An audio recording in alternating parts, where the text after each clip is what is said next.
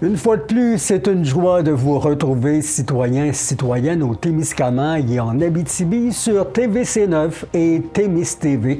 Voici vos infos Témis. En manchette cette semaine, le gouvernement lève le drapeau à damier sur le financement et le tirage du rodéo du camion. La lutte est amorcée face aux troupes du premier ministre libéral Mark Carney en vue des élections fédérales. Quelle sera l'allure de cette campagne dans nos deux comtés régionaux? Et Lorrainville rêve à l'avenir dans son église. Mesdames, Messieurs, bonsoir, en espérant que ce début de printemps vous apporte les bienfaits de cette belle énergie dont vous avez besoin. C'est sur la scène policière qu'on entame cette révision hebdomadaire de l'information. Si vous étiez là la semaine dernière ou avez-vous lu un de nos flash infos de notre page Facebook, vous êtes au courant de cette circulation de faux billets de 50 $ détectés par la Sûreté du Québec, notamment en Abitibi-Ouest. Eh bien, une enquête pourrait bien en révéler davantage sur d'autres éléments de contrefaçon qui ont circulé dans la région dans un rapport des communications de la Sûreté du Québec relativement à une intervention routière survenue sur la route 388 à Rapide-Danseur au début du mois. 71 faux billets de 100 $ cette fois ont été découverts lors de la fouille d'un véhicule intercepté et l'arrestation de 3 individus. La voiture volée en Colombie-Britannique contenait aussi d'autres éléments suspects et contrefaits. Les patrouilleurs, en perquisitionnant et y ayant découvert 120 faux passeports, plusieurs faux permis de conduire, une imprimante et ce qu'il faut pour la reproduction de ces documents officiels, des découvertes quand même intrigantes, questionnables et qui incitent à la vigilance. Nos policiers du poste principal de la MRC de Témiscamingue n'ont pas négligé la sécurité à motoneige dans les derniers jours où l'accès aux pistes était toujours possible, il y a à peine quelques jours avant le mélange verglas, redoux et neige, voilà, je l'ai dit.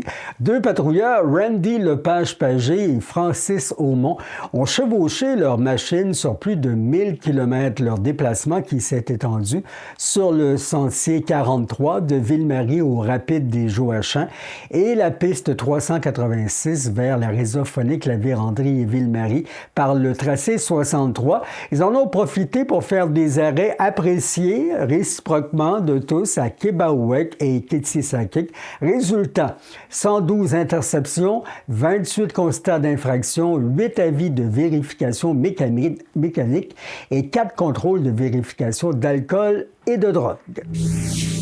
Il semble que c'est bel et bien fini pour le rodéo du camion à Notre-Dame-du-Nord. Du moins, Québec met fin aux sources de financement de l'événement motorisé témiscamien. Décision rendue le 10 mars dernier par le tribunal de la Régie des alcools, des courses et des jeux. Selon un message sur les réseaux sociaux de l'ancien conseil d'administration de l'activité qui avait prévenu Témis TV, eh bien, conformément à la décision rendue, la RACJ procédera à un tirage au sort pour désigner les gagnants. Le rodéo est à transmettre toutes les informations en sa possession pour cette fin. Les informations pertinentes sur le tirage, y compris la date de sa tenue, une fois déterminée, seront publiées sur le site web de la Régie des alcools, des courses et des jeux au racj.gouv.qc.ca. Les intéressés sont invités à y être attentifs. Mentionnons pendant ce temps-là qu'à Lorrainville, le Festi-Truck convie ses amateurs de sport motorisé à la salle Richelieu le 2 avril, c'est à 19h, pour la formation de la corporation et de la nomination d'administrateurs qui vont gérer le nouvel événement prévu entre le 15 et le 17 août qui vient. Les travailleurs et travailleuses de 400 CPE au Québec, dont 7 ici dans la région, 7 CPE, continueront à débrayer ce mois-ci en avril. Ils ont voté à 91% il y a 2 semaines pour poursuivre le bras de fer avec le ministère de la Famille. Un vote nécessaire, selon la CSN, pour faire avancer la négociation alors que plusieurs demandes de recul resteraient sur la table. et que les mesures proposées par le gouvernement ne sont pas suffisantes pour freiner la pénurie et valoriser les emplois en centre de la petite enfance. Le réseau qui a actuellement de la difficulté à attirer et à retenir du personnel alors que le recours aux agences privées augmente. Selon le syndicat, le gouvernement doit tout particulièrement en faire davantage sur la question du soutien aux enfants qui ont des besoins particuliers, des primes de disparité pour ceux qui travaillent dans la région et dans les régions, de la charge de travail ainsi que des ratios et de la rémunération. L'écart salarial qui persiste avec les emplois comparables dans le secteur public accentue la pénurie qui frappe durement le secteur. 13 000 syndiqués doivent manifester à Québec. Ce sera le 3 avril. Ils veulent rappeler que la CAQ a promis 30 000 nouvelles places en garderie aux parents qui sont en attente. Sautons dans l'autobus, quoique les conservateurs ne veulent pas voir les journalistes, mais ça, c'est une autre histoire. De Québec, tournons notre attention vers Ottawa, un lieu bien silencieux depuis le départ de Justin Trudeau, qui a retrouvé sa petite vie tranquille, et la nomination d'un nouveau premier ministre. Est-ce que l'élection de Mark Carney va avoir une incidence sur la députation ou l'allure de la campagne électorale au pays ou dans notre région, dans nos comtés? Avez-vous de l'intérêt pour cette élection annoncée pour le 28 avril? Quels sont les enjeux des politiciens en lice? Reste à voir qui sont-ils. Le candidat du Bloc québécois dans Abitibi-Témiscamingue, lui, Sébastien Lemire, et son parti vous invitent à choisir le Québec en le réélisant dans un peu plus d'un mois. Nous l'avons rencontré vendredi dernier, 2 jours avant le déclenchement des élections. Il y a 3 jours. On se suit? D'accord. Sébastien Lemire, au moment où on se parle, le nouveau premier ministre n'a pas encore déclenché d'élection, mais on sait tous que ça va se faire. Le nouveau premier ministre libéral qui n'a pas perdu de temps. Pourquoi y aller aussi rapidement, à ton avis? Bien, il n'a pas perdu de temps. Moi, je pense qu'il a étiré le plus possible qu'il pouvait. Justin Trudeau, en étirant son propre élastique, qui a pété d'en face à tous les Canadiens dans un très mauvais timing avec Donald Trump, puis qui fait en sorte qu'on n'a aucun rapport de force actuellement. On l'a vu dans les derniers mois. Bien, il a prorogé le Parlement, Justin Trudeau, jusqu'au 24. Donc, lundi, techniquement, moi, je suis convoqué à Ottawa. Sauf si Mark Carney se rend chez le gouverneur général pour déclencher les élections. Ce qu'il va faire à la dernière minute, le dimanche. Donc, on n'est pas dans une optique au contraire, il a pris le temps qu'il avait à prendre. En même temps, c'est correct. Là, il a voulu se faire connaître un peu en Europe auprès des premiers ministres. Il fait sa démarche. Mais n'empêche que tout ce que fait Mark Carney en ce moment, c'est un mode préélectoral. C'est un mode électoral. Les promesses qu'il nomme, ce sont des promesses électorales. Il est temps qu'on déclenche cette élection-là, puis effectivement, on est prêt. Attendez-vous à partir de samedi, parce que la loi nous permet de le faire dès samedi soir, de voir ma pancarte électorale dans chacun des villages du Témiscamingue, des villes, de la région, parce que ça fait longtemps qu'on est prêt et je pense que j'ai un bon bilan à défendre. Ben justement, ce bilan-là, il a été, s'est terminé avec un document, une étude pour les aînés qui, on s'en rend compte, ont besoin d'aide. Bien, tout à fait. Le statu quo n'est plus acceptable. Il y a beaucoup d'isolement. Évidemment, la COVID n'a pas aidé, mais on se rend compte qu'il y a un manque de services. Moi, je pense à des enjeux notamment comme les revenus des aînés. Comment ça que le transfert de la sécurité de la vieillesse n'a pas été bonifié. Tous les autres revenus ont été bonifiés dans notre société parce que le coût de la vie a augmenté, mais pas celui des aînés. Il y a une réparation à faire là. Le Bloc québécois avait un projet de loi en ce sens-là et les libéraux n'y ont pas donné suite. Évidemment, quand c'est le temps de voter, tout le monde est d'accord. Quand c'est le temps de le prioriser en Chambre, bien là, les libéraux n'étaient pas là, les conservateurs non plus. C'est extrêmement fâchant. D'autres enjeux, les transferts en santé. Il y avait 6 milliards qui étaient demandés par Québec. Il y a un seul milliard qui a été transféré. Bien, il y a un manque à gagner, puis ça a un impact sur les services qu'on a ici au Témiscamingue. Et ça a été été nommés dans mes consultations publiques des aînés, particulièrement les gens d'ici qui ont à faire de très longues distances pour avoir des services à Rouyn-Noranda, à Val-d'Or, à La Sarre ou à Amos de santé. Garder ces services de proximité-là, c'est important. Des programmes comme Nouveaux Horizons, comment on peut les simplifier? D'ailleurs, c'est 600 000 pratiquement qui sont offerts dans la région de l'Abitibi-Témiscamingue. Je ne peux pas donner de détails de ça pour spécifique au Témiscamingue, mais si on fait une règle de 3, c'est un peu plus de 100 000 que les gens, les MRC ou les clubs d'âge d'or, cercle d'infirmières vont pouvoir bénéficier pour des améliorations. Ça, c'est très positif aussi pour les aînés. Il faut que ça se continue. Il y a quand même moins d'argent dans l'enveloppe cette année qui a été donnée par le fédéral, mais en région, on est quand même une des circonscriptions qui en profite le plus de Nouveaux Horizons. Puis ça, je pense que c'est particulièrement parce qu'on en fait une promotion depuis de nombreuses années, là.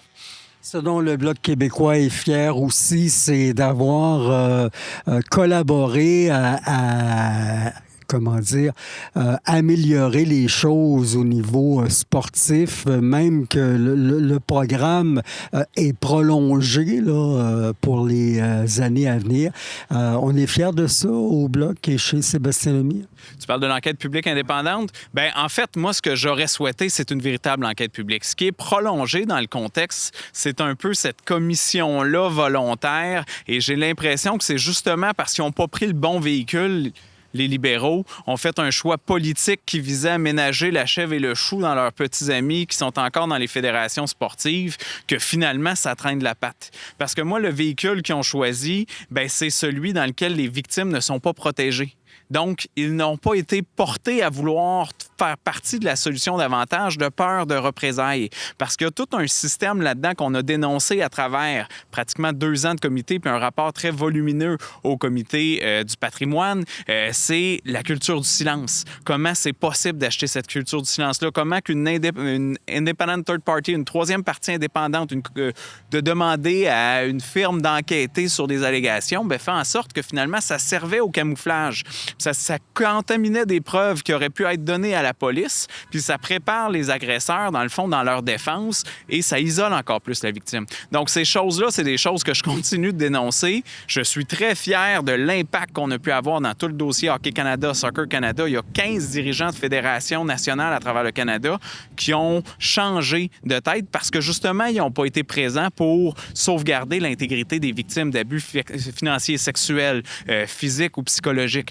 Donc, il y a des grosses actions qui ont été faites, il y a des changements majeurs dans notre société, mais on aurait pu aller plus loin, puis ça, c'était la commission d'enquête indépendante. Mais ça, je demeure quand même inflexible là-dessus, puis ça a été adopté à l'unanimité par la Chambre des communes. La ministre Saint-Onge s'est engagée, mais il y a une décision politique qui a été prise par le bureau du cabinet du premier ministre que je ne m'explique pas. Le 28 avril, peut-être que les gens iront aux urnes. C'est pas encore au moment où on se parle, je le répète, déclenché, mais ça le sera éventuellement. Qu'est-ce que Sébastien Lemire souhaite faire de plus, puisqu'on a comme l'impression que l'opposition sera pas très, très grande et que la victoire est dans la poche, quoi qu'on veut pas se porter malchance en le disant ici, mais on s'attend de la continuité dans la région, pas seulement en Abitibi-Témiscamingue. Bien, en date d'aujourd'hui, j'ai aucune idée qui vont être mes adversaires. On est donc au moment qu'on enregistre, 2 jours avant le déclenchement de la campagne. Ça, c'est un premier signe qui est quand même encourageant. Mais moi, dès lundi, je fais le tour du Témiscamingue en commençant par Québec, Témiscamingue, les communautés autochtones, de pouvoir s'assurer d'avoir une présence là, un rassemblement militant, d'amis aussi, chez Louise au restaurant, un 5 à 7. Si les gens sont disponibles, ils sont bienvenus pour me rencontrer. C'est sûr qu'il y a plusieurs enjeux qui concernent le Témiscamingue qui a été mis à mal dans les derniers temps.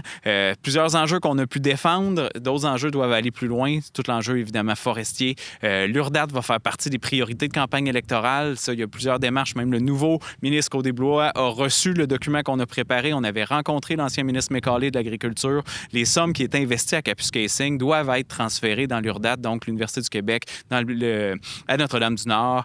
Ça va faire partie des priorités qui doivent se réaliser parce qu'on doit connaître notre agriculture en milieu nordique, en milieu aussi de sol argileux et toutes les caractéristiques qu'on a au Témiscamingue. Ça va faire partie aussi des priorités de campagne électorale.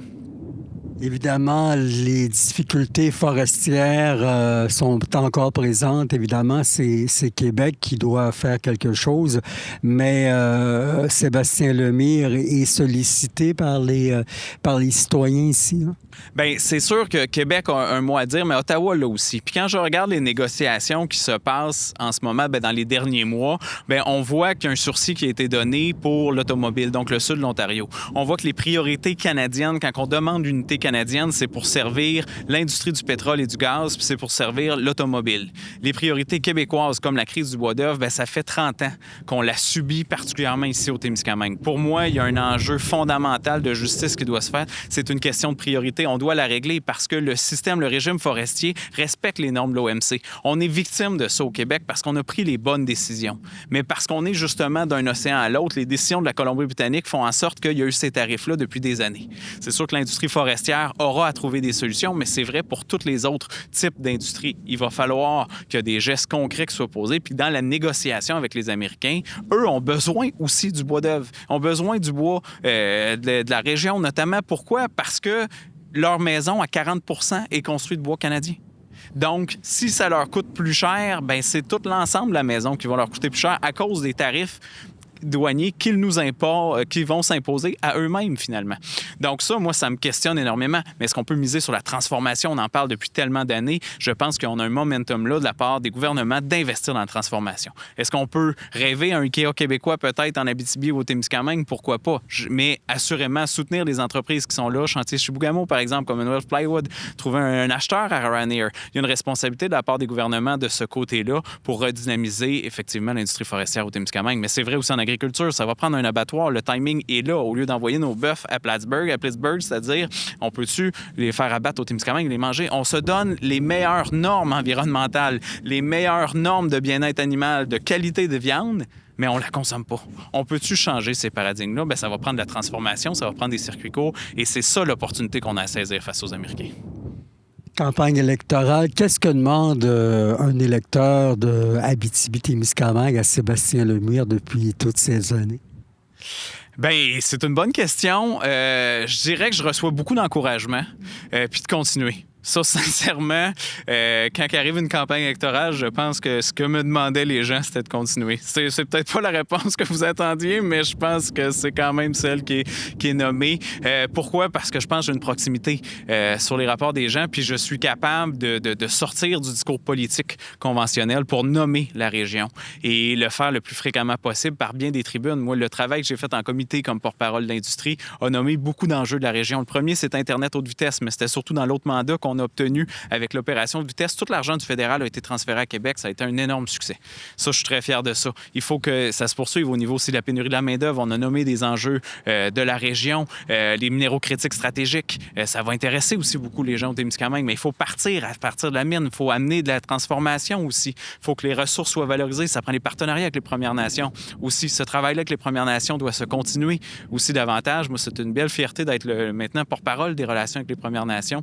J'ai fait beaucoup de projets, notamment avec Lance Simon, le chef de Québec, qui est venu souvent au comité pour parler d'eau, pour parler de restauration des terres, pour parler de Inonchia, donc l'accès à la propriété des Premières Nations. C'est la réalité des ceux qui se prétendent être autochtones, puis l'impact d'un projet de loi comme C-53. C'est le premier geste que j'ai posé, c'est de m'opposer à ce projet-là, parce que si on reconnaissait les Métis en Ontario, bien, ça avait un impact sur les territoires ancestrales des Anishinabés, puis particulièrement ceux du Témiscamingue. Sébastien Lemire a travaillé beaucoup en comité. C'est important d'inclure le citoyen, l'électeur dans ses décisions et ses démarches. Bien, c'est une fierté. Ça, c'est une fierté. Quand j'ai la chance d'avoir quelqu'un de la région, justement, qui vient témoigner, puis on a pu le faire à plus d'une dizaine de reprises, bien, ça ajoute à la force des témoignages. Parce que en comité, moi, ce que je constate, puis comme les discours en chambre, tu sais, sont écoutés, ces discours-là, sont écoutés par des décideurs, par des représentants, justement, de l'industrie qui est concernée, par des chefs, des leaders, des spécialistes, des experts. Et donc, ces témoignages-là, je peux donner l'exemple aussi de la crise du logement. Nous, on la vit depuis une quinzaine d'années ici. Fait que quand j'ai pris la parole là-dessus, il y a plus de 2 ou 3 ans, personne ne parlait de la crise du logement, sinon peut-être mon collègue Denis Trudel. Mais en amenant des solutions comme ça prend valoriser les modèles de coop, valoriser les modèles de fiducie d'utilité sociale, de valoriser d'autres modèles, tout en ayant des modèles qui soient financés à petite échelle. Parce que oui, créer 24 logements au Témiscamingue, c'est peut-être comme en créer 1200 à Montréal ou à Toronto. Il faut être capable de valoriser ça. Bien, c'est ce qui s'est fait dans la dernière année. Donc, ça vaut la peine de nommer ces enjeux-là en chambre, mais avec des exemples de chez nous, par des leaders de chez nous. L'Université du Québec est venue à plusieurs reprises également, et ça fait cette sensibilité-là qui fait en sorte que les programmes se créent en fonction des besoins des gens.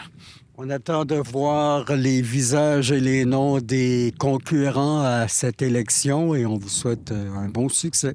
Merci. Puis effectivement, on sera là tout au long de la campagne, puis encore un bon travail à donner. Le cœur y est encore, puis beaucoup de motivation. Je suis encore très motivé, puis tout reste encore à faire, particulièrement pour le Témiscamingue.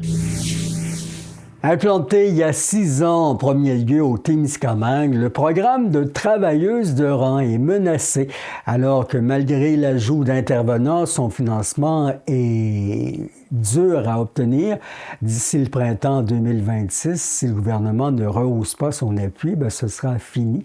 Si dans nos 5 MRC, les centres de prévention du suicide jonglent avec leur budget et reçoivent de l'aide diverse en sollicitant de généreux donateurs, on bûche pour arriver à intervenir auprès des agricultrices de 620 fermes régionales, des hommes, des femmes et leurs proches qui font face à des défis uniques et souvent accablants. Baisse de revenus, guerre commerciale, menace à nos ententes avec la Chine et les USA, hausse du coût des intrants agricoles ne sont que quelques-uns des éléments qui ont un impact concret sur le stress et la santé psychologique de ceux qui nous nourrissent. Ils interviennent pour eux. Donc, une travailleuse de rang à temps complet au Témiscamingue. Et les 2 nouvelles ressources qu'on annonce aujourd'hui sont des mi-temps. Donc, ce n'est pas des postes complets, mais quand même l'équivalent de 3 jours semaine spécifiques au travail de rang. Dans le CPS d'Amos, donc Centre de prévention suicide d'Amos pour les MRC d'Abitibi et de Vallée-de-l'Or, ainsi qu'une embauche au CPS d'Abitibi-Ouest pour couvrir les secteurs d'Abitibi-Ouest et de Rouyn-Noranda. Donc, ça fait quand même 2 fois plus de ressources qui ont chacune la moitié moins de territoire. Donc, ça va faire vraiment une différence au niveau de l'accessibilité du service, de la disponibilité, mais aussi du temps qui va pouvoir être accordé à toute la portion que nommait Normand en tout début de rencontre. Donc, plus on a de gens sur le territoire qui sont disponibles pour couvrir un moins grand secteur géographique, plus ça nous permet d'aller au-devant des producteurs pour pouvoir vraiment faire de la prévention, créer des liens avec eux. On est en service de proximité, donc c'est hyper important que les gens soient présents sur le territoire, qu'ils apprennent à connaître les producteurs, leurs familles et qu'ils puissent de cette façon-là tisser des liens de façon à ce qu'au moment où il va survenir un incident qui va amener à une situation de détresse ou une situation de crise, le lien va déjà être établi et l'objectif, évidemment, c'est que la demande d'aide se fasse de façon moins difficile, du moins, parce que c'est jamais facile de le faire, mais au moins de façon moins difficile. Donc, on est super fiers, enchantés de pouvoir annoncer ça aux familles des producteurs agricoles de la région de l'Abitibi-Témiscamingue. Par contre, c'est pas gagné au niveau du financement. C'est-à-dire que là, on est en mesure d'annoncer ce service-là jusqu'au 31 mars 2026. Il y a des partenaires pour plusieurs raisons. Là, dans les dernières semaines, le financement du service a dû être sauvé in extremis par la mobilisation financière de plusieurs partenaires, dont les centres de prévention suicide mandataires, Centraide, l'UPA au niveau régional et au niveau des cellules locales, la participation financière, entre autres des producteurs de lait, qui vient faire un impact aussi dans notre montage financier, et également un don qui a été reçu de la Corporation des concessionnaires automobiles du Nord-Ouest qui couvre tout l'Abitibi-Témiscamingue, où ils voulaient supporter une initiative régionale en prévention du suicide et qui ont décidé d'accorder le don annuel au travail de rang. Ça nous a permis de consolider les services et de faire l'embauche qui est annoncée aujourd'hui jusqu'au 31 mars 2026. Donc, c'est sûr qu'actuellement, les démarches continuent au niveau des différents ministères impliqués, auprès de nos différents députés sur le territoire au niveau régional, de façon à ce qu'on puisse en venir à un financement qui va permettre de pérenniser ce service-là. L'utilité, la nécessité et la façon dont ces services-là sont utilisés, c'est plus à démontrer. Là, on est rendu à consolider ce financement-là et actuellement, on fait appel à nos différents paliers de gouvernement pour pouvoir le faire. Donc, éventuellement, l'idéal serait qu'il y ait un financement récurrent qui serait accordé aux services de travail de rang de façon à ce qu'on n'ait plus à se questionner au 1er avril de chaque année comment on va faire pour assurer ces salaires-là. On a actuellement 3 ressources en place, mais assurément que pérenniser les services, ça va nous aider à les conserver. Parce que vivre dans l'incertitude d'une année à l'autre de renouveler le financement de son salaire, bien, assurément que ça rend la rétention de main-d'œuvre dans le contexte actuel plus difficile. Donc, on est plein d'espoir, plein de fierté sur ce qu'on annonce aujourd'hui. On sent l'impact que ça a sur les producteurs, puis on est vraiment content de pouvoir leur proposer ces ressources-là, mais il reste encore beaucoup de travail à faire. On est prêt à l'accomplir, par contre. Annabelle, on a le plaisir de se rappeler que c'est au Témiscamingue que le programme de travailleurs de rang s'est entamé. Un programme qui est encore très populaire, très apprécié dans notre secteur de la région. Mm-hmm. Oui, en fait, tu sais, le service de travailleurs de rang a vu le jour en 2019 au Témiscamingue. Donc, on a été les pionniers de l'Abitibi-Témiscamingue là, à avoir ce service-là. On peut pas maintenant dire que ça se retrouve juste sur notre territoire. Par contre, là, les demandes du reste de l'Abitibi n'ont pas tardé à venir. Notre travailleuse de rang qui avait été embauchée en 2019, là, Sabrina Odette-Godin, est toujours en poste à l'heure actuelle. Ça fait maintenant 6 ans qu'on roule. Les demandes d'aide augmentent d'année en année. Est-ce que c'est parce que Sabrina se fait plus connaître? Est-ce que c'est parce que la détresse psychologique chez les agriculteurs est de plus en plus grande? C'est une bonne question. On ne peut pas savoir ça maintenant. Là, on n'a pas fait de sondage. On sait que les situations actuelles en agriculture ne sont pas nécessairement faciles, mais le fait que le service soit connu et utilisé, là, c'est tout ce qui compte pour nous. C'est quand même inquiétant de voir qu'au niveau financement, il faut, solliciter le gouvernement alors qu'on croyait que c'était peut-être acquis pour nos agriculteurs. Oui, en fait, en Haut-Témiscamingue, là, si je peux parler pour moi directement, on a fait un choix il y a quelques années de consacrer des sommes que nous recevons directement là, chez nous en prévention suicide pour qu'ils soient utilisés en travail de rang. Donc, chez nous, le poste à Sabrina, on le garde, c'est certain. C'est des sommes qui sont dues en prévention suicide qu'on décide d'utiliser en détresse psychologique chez les agriculteurs. Pour nous, ça fait du sens. En même temps, c'est faux de croire que les demandes en prévention suicide, elles, n'augmentent pas et qu'on n'aurait pas besoin de ces sommes-là. Donc, clairement une attribution financière là, en travail de rang directement en Abitibi-Témiscamingue nous permettrait d'augmenter notre offre de services en prévention suicide chez nous. Mais ça fait en sorte que pour l'année, là, ce qui a été annoncé en Abitibi, là, l'annonce des 2 nouvelles ressources, fait en sorte qu'on a un petit résiduel de ces sommes-là qui descend chez nous aussi, qui va nous permettre pour l'année 2025-2026, là, jusqu'au 31 mars, d'être capable de probablement ouvrir un poste, à voir s'il va se combler, là, mais d'un poste temps partiel, travail de rang, temps partiel, prévention suicide, donc quelqu'un qui va venir travailler chez nous, peut-être pour ajouter de l'aide à cette nouvelle équipe. Comment va le moral des agriculteurs, autant au Témiscamingue qu'ailleurs dans la région? Là aussi, dans l'industrie agricole, dans l'industrie laitière, chez les éleveurs, là aussi, il y a des tarifs de M. Trump et des États-Unis qui nous menacent. C'est difficile à vivre, ça, comme anxiété, comme stress? Mais tu sais, on fait juste penser qu'un agriculteur, en fait, c'est une personne comme les autres. Donc, si on prend monsieur, madame, tout le monde, chacun chez eux peut autant vivre des conflits familiaux, des problèmes de communication, du stress, de l'anxiété, mais que les agriculteurs, on ajoute à ça toute l'anxiété de leur domaine d'emploi, puisque ce sont des travailleurs autonomes qui ont souvent des entreprises familiales qui datent de plusieurs générations, qui font ce travail-là par passion. Donc, c'est difficile de se dire qu'on demeure dans ce domaine-là parce qu'on aime ça profondément, mais qu'on a toutes les difficultés de l'autre côté qui font en sorte qu'on a des embûches un peu chaque jour. faut croire que chaque jour, pour eux, clairement, est un défi en dépit de ce qu'ils pourraient vivre de plus dans toutes les autres sphères de leur vie. Vous le savez, hein, nos églises se vident, mais heureusement restent utiles dans bien des paroisses, alors que les fidèles se souviennent d'années d'investissement et ne veulent pas les voir disparaître. Alors, on en fait des friperies, des salles de spectacle, des restaurants, des unités de logement à travers le pays. Lorrainville aussi rêve à un avenir pour son lieu de culte. Il y a même un conseiller, Maxime Lefebvre, qui les amène à de nouvelles possibilités. Bonsoir tout le monde, mon nom est Maxime Lefebvre. Je suis consultant en développement d'attrait touristique.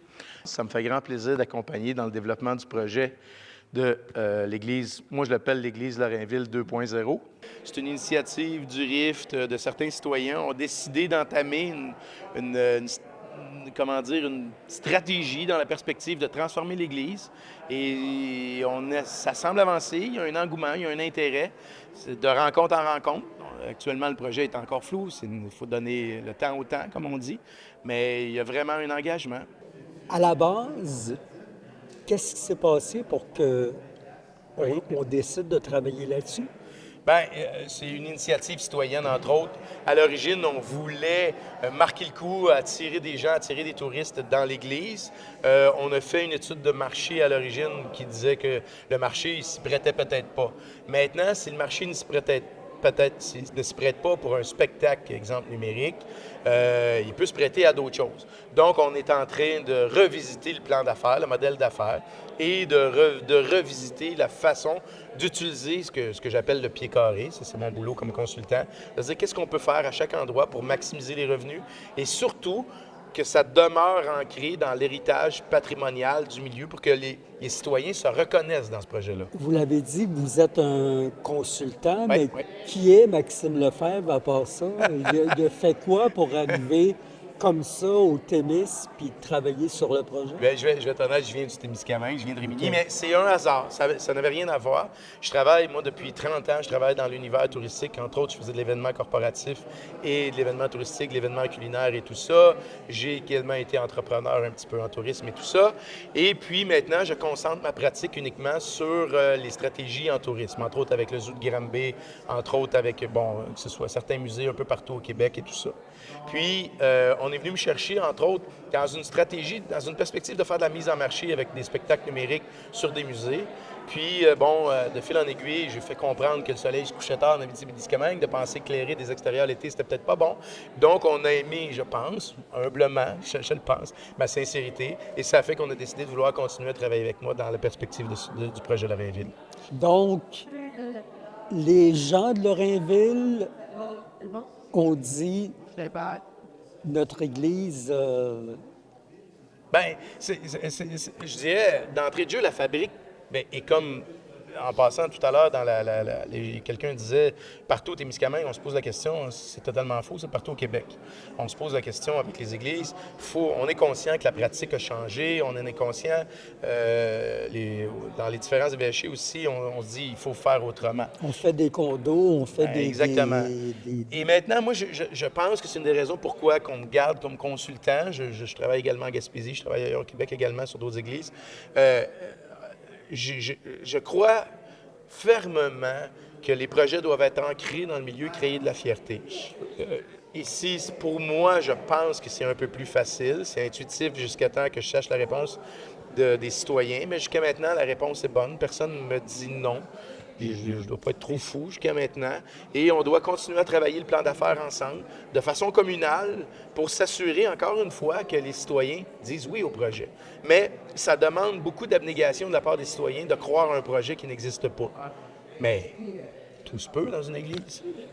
Le titre de ma nouvelle cette semaine concernant Lorrainville, c'est « Il se passe quelque chose à l'église » ou... Absolument. Il se passe quelque chose à l'Église, il va se passer quelque chose. Quoi? On ne sait pas. On ne sait pas. Vous l'avez vu dans ma présentation. J'ai dit aux gens, ce que vous voyez à l'écran, ça ne sera pas ça. Pourquoi? Parce qu'il faut se donner le droit d'ouvrir les fenêtres, d'aérer son esprit et se donner la chance de se tromper, d'essayer d'avancer, de retourner les pierres. D'ailleurs, j'invite les gens qui ont des idées à communiquer avec moi, à communiquer avec l'équipe du RIFT, à discuter avec les gens de la fabrique, dire « j'ai une idée, je pense que… » Et c'est une phrase creuse qu'on entend souvent, « seul on va vite, ensemble on va loin ». On le voit, il y a de plus en plus de gens qui viennent. Et de plus en plus, il y a des idées qui commencent à être nourries par les autres. C'est vraiment intéressant. On pose la question aux citoyens de Lorrainville, qu'est-ce que vous voulez faire avec votre église? Ça vous appartient. C'est pas la mienne. Je suis un humble outil dans votre coffre à outils. Et moi, mon boulot à moi, c'est de cristalliser les rêves et les ambitions d'une communauté. C'est tout. C'est tout ce que je peux faire. Ça va me faire plaisir si les gens veulent communiquer et jaser avec moi. Il y a déjà plein d'idées. Il y en a déjà beaucoup. Elles vont se concrétiser, on ne sait pas. Bien, on ne le sait pas. Avec le temps, inexorablement, il va se passer quelque chose. C'est la phrase que j'ai dit aux gens. Ouais. Les églises au Québec, inexorablement, il faut qu'il arrive quelque chose parce que la pratique diminue. Donc, il faut qu'il y ait du changement. Et pour faire du changement, il faut que ce soit plus pareil. Donc, le premier, et c'est déjà accepté par les commettants, déjà, il y a beaucoup de gens qui acceptent le concept que ça va changer. C'est déjà beaucoup. Maintenant, ça va changer comment? Mon boulot à moi, c'est de mitiger le changement puis qu'on soit confortable dans ça. Puis de s'assurer que dans un environnement, dans une aspiration de pérennité, parce que souvent, on se dit « Ah, je voudrais que ce soit comme ça. » Oui, mais c'est pas rentable. Le rôle d'un consultant, souvent, c'est de dire des choses qui sont désagréables à entendre, mais aussi d'aider à trouver des solutions pour les rendre plus douces. Tiens, on va dire ça comme ça. C'est mon boulot.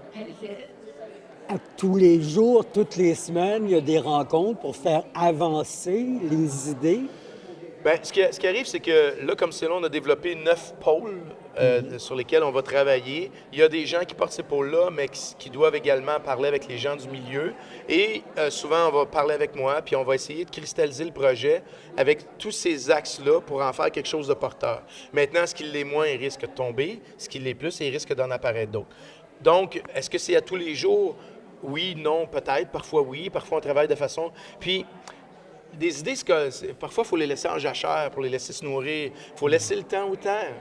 Et on a une phrase clé, là, c'est « on ne peut pas tirer sur la pelouse, sinon on va arracher. Elle ne pousse pas plus vite. » Donc, il faut des fois donner le temps au temps. On laisse mûrir les choses. De toute façon, l'Église n'est pas prête à tomber. Ce que je dis toujours, quand on développe la transformation d'une Église, c'est un marathon, c'est pas un sprint. On parle de projet qui est normalement de l'idée, en tout cas de l'initiative, à la transformation globale, on parle de projet entre 5 et 7 ans usuellement. Dans le cas qui nous occupe là, j'ai pas de misère à dire que ça peut aller plus vite par le choix du modèle qui semble intéresser les gens. Et je vous en dirai plus dans quelques mois. Mais selon moi, il va se passer quelque chose. Le contexte est très favorable. Non, moi, je suis on disait, Christian, il se passe quelque chose à l'église de Lorrainville. Je pense que oui. Je pense que oui. Mais moi, je dois rester humble par rapport à ça. Moi, je suis un humble consultant. Moi, je fais rien. C'est toujours moi, je ne suis que l'entonnoir dans lequel les ambitions des citoyens passent. Notre média est impliqué dans la communauté et on veut faire quelque chose de la communauté avec Lorrainville. C'est déjà beaucoup. Donc, merci d'en parler. Merci d'en parler. Et j'invite encore une fois tous ceux qui ont des idées, manifestez-vous. C'est fondamental parce que quand c'est terminé, il est trop tard. C'est le temps. Et souvent, de petites idées, j'ai beaucoup aimé les premiers brainstorms, des petites idées ont été ce qu'on appelle faire du pouce sur l'idée d'une autre. Gênez-vous pas. 100% des gens ne veulent pas qu'elle change. Maintenant, je repars d'une seule prémisse. Soit qu'elle change, ou soit que, complétez la phrase comme vous voulez. Amara. En politique, le ministre responsable de l'Abitibi-Témiscamingue, ministre du Travail aussi, vous le connaissez, Jean Boulet, se sent traqué alors que les syndicats, vous avez vu et entendu ça, font opposition au projet de loi 89, législation souhaitée par la CAQ, la Coalition Avenir Québec, et visant, dit-on, à considérer davantage les besoins de la population en cas de grève ou de lockout. Selon le ministre, cette pièce législative est un outil important qui permettrait d'assurer un équilibre entre le droit de grève ou de lockout et la protection des activités économiques essentielles. Du côté des syndiqués issus d'au moins 9 organisations, ils rejettent totalement son application, alléguant que cette pièce législative représente une menace pour la paix industrielle au Québec. Une centaine de manifestants l'ont démontré en envahissant bruyamment l'Hôtel Plaza Centre-Ville à Montréal. Une fenêtre fracassée, des gaz lacrymogènes lancés, des blessures sérieuses à un policier ont entraîné l'annulation finalement de la causerie à laquelle devait participer M. Boulet. Des gestes, selon la présidente de la FTQ, Magali Picard, qui méritent d'être encouragés. Le ministre du Travail avait été invité par la Chambre de commerce du Montréal métropolitain pour faire le point sur plusieurs dossiers, dont la modernisation de l'industrie de la construction. Parlons un peu de sport. On a reçu quelques informations et on apprécie que vous le fassiez à journaliste@commercial-témis.tv. Il y a des gars de la région qui sont dans l'équipe d'étoiles badminton D2 2024-2025. Félicitations à Sarah Prince. Ainsi que Mélina Bouchard et Philippe Gobert. Ils sont membres des Astrel Gaillards du Cégep de l'Abitibi-Témiscamingue. Il n'y a pas seulement que ces joueurs qui sont des étoiles, des entraîneurs également. On parle de Thomas Harley Godette, l'entraîneur-chef, et des entraîneurs adjoints William Vincent et Jean-François Laprise. Félicitations! D'autres résultats qui méritent d'être soulignés, c'est dans le mouvement Tamia de l'école Marcel Raymond. Il y a eu le dernier tournoi de la Ligue Benjamin féminin en volleyball et félicitations à l'équipe EMR B1 qui a terminé en première place pour une médaille d'argent dans la Ligue D3. Troisième au tournoi et médaille de bronze dans la Ligue D4 pour l'école Marcel Raymond B2. Première au tournoi et médaille d'or dans la Ligue D4 pour l'école Marcel Raymond B3. Et deuxième au tournoi et 13e dans la Ligue D4 au EMR B4. Alors, félicitations, bien sûr, à toutes les équipes et les joueuses participantes. Ça complète ce bulletin d'actualité pour cette semaine. On se donne rendez-vous à nouveau sur Témis TV, oui, pour les jours qui viennent. À bientôt.